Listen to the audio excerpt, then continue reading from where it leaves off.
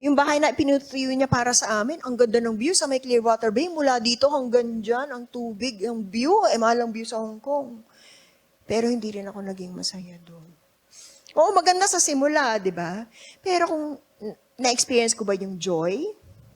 Ito ba yung tunay na nakakapagpasaya sa akin? Hindi rin. After a while, na-depress ako. Naging suicidal din ang pag-iisip ko, lalo na hindi maayos ang relasyon namin ng asawa namin. Wala pa akong communication skills noon to be effective. Ganon din yung ex ko. Yung mga problema namin, para lang winawali sa carpet, pero nandun pa rin ang problema. So, nag-breakdown yung relationship namin.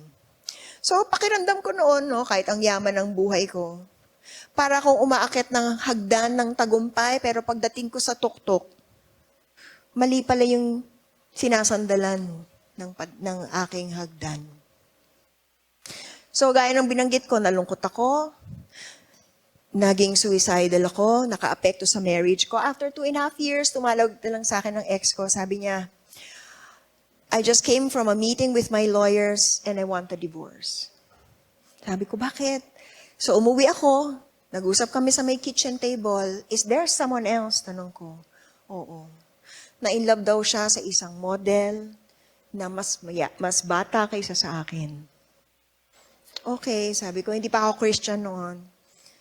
Kaysa ipagsiksikan ko yung sarili ko, sabi ko, di kung saan ka masaya. So, pinauwi niya ako.